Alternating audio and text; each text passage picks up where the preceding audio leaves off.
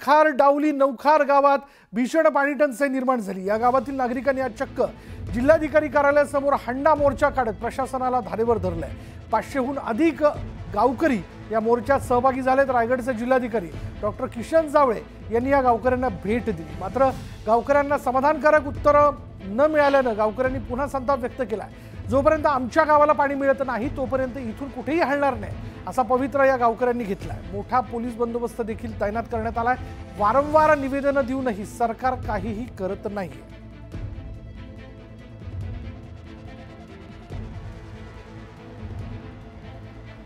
20 रुपयांनी पाणी घ्यायला लागतं। ही जर वरणी आम्हाला 20 रुपयांनी घ्यायला लागतं, 200 रुपये आम्ही कमवू।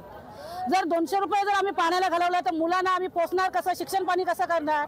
आज आमची मुलं नोकरीला नाहीत, चिंबोऱ्याला जातात, ही कंडिशन आमच्या झालेली आहे। तर हा प्रश्न सोडण्यासाठी आम्ही कलेक्टर साहेबांकडे आलो।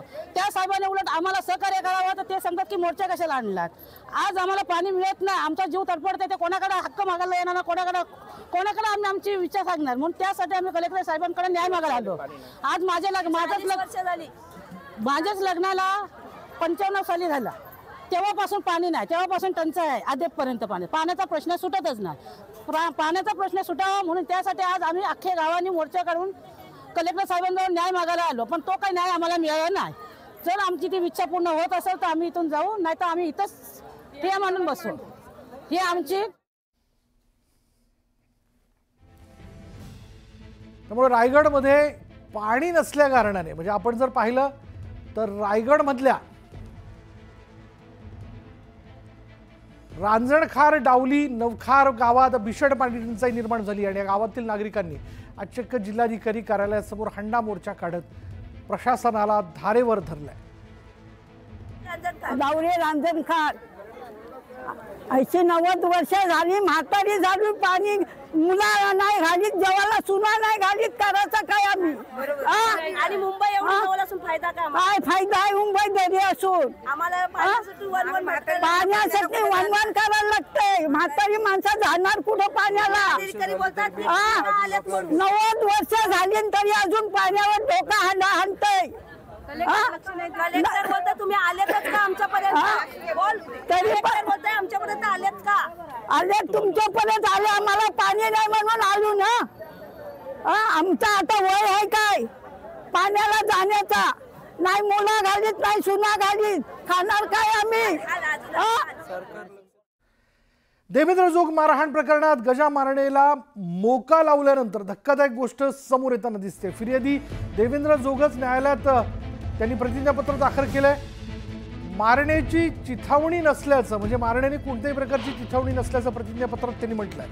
मोका अंतर्गत कारवाई आता कशी काय गजा मारण्याच्या विरोधात टिकणार याचं आता पोलिसांसमोर आव्हान आहे। कारण खुद्द या प्रकरणात ज्या व्यक्तीला, म्हणजे फिर्यादीला मारहाण झाली, ज्याचं नाव देवेंद्र जोग आहे, त्यांनीच न्यायालयामध्ये प्रतिज्ञापत्र देऊ केलं, ज्यात त्यांनी असं म्हटलंय की जीवे मारण्याची कोणत्याही प्रकारची चिथावणी मला गजा मारण्याने दिलेली नव्हती। आणि त्यांना असं प्रतिज्ञापत्रात म्हटल्यामुळं आता जो मोका कायदा, म्हणजे मकोका कायदा गजा मारण्याच्या विरोधात लावण्यात आलेला आहे, तो आता न्यायालयामध्ये टिकेल की नाही, स्टँड होईल की नाही, आणि ते टिकवण्याचं पोलिसांसमोर सगळ्यात मोठा आव्हान असणार आहे। अधिक तपशील आपण जाणून घेणार आहोत। आमचे प्रतिनिधी वैभव सोनवणे आपल्या बरोबर आहेत। वैभव, काय माहिती याबद्दल? विशाल, देवेंद्र जोग यांना मारहाण झाल्याप्रकरणी गजा मारणे याच्यावरती मोकाची कारवाई जी आहे ती करण्यात आलेली होती। पोलिसांकडून अत्यंत कडक भूमिका घेतलेली होती पोलिसांनी। केंद्रीय राज्यमंत्री मुरलीधर मोहोळ आक्रमक झालेले होते या प्रकरणामध्ये। मात्र आता या सगळ्या प्रकरणात एक मोठा ट्विस्ट आलाय।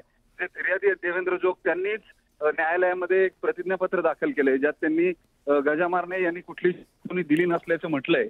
त्याच्यामुळे गजा मारणे याचा मोकातला सहभाग जो आहे तो कायम ठेवणं आता पोलिसांसमोर मोठं आव्हान असणार आहे। या गुन्ह्यामध्ये त्याचा सहभाग जो आहे तो या प्रकरणी चिथावणी दिली अशा स्वरूपाचा आरोप त्याच्यावरती ठेवण्यात आलेला होता। देवेंद्र जोग याला मारण्यासाठी जी चिथावणी जी आहे ती गजा मारणे यांना दिली असं म्हणण्यात आलेलं होतं। मात्र आता देवेंद्र जोग यांना असं काही झालं नसल्याचं प्रतिज्ञापत्र दिल्यामुळं पोलिसांसमोरच्या अडचणी ज्या आहेत त्या मोठ्या प्रमाणावरती वाढलेत आणि पोलीस तोंडावरती पडलेत असं म्हणावं लागेल। धन्यवाद वैभव, या सगळ्या माहितीबद्दल। बघूयात आता न्यायालयामध्ये याबद्दलची सुनावणी सुरू झाल्यानंतर या प्रतिज्ञापत्राचा नेमका कशा पद्धतीने पुढे परिणाम होतोय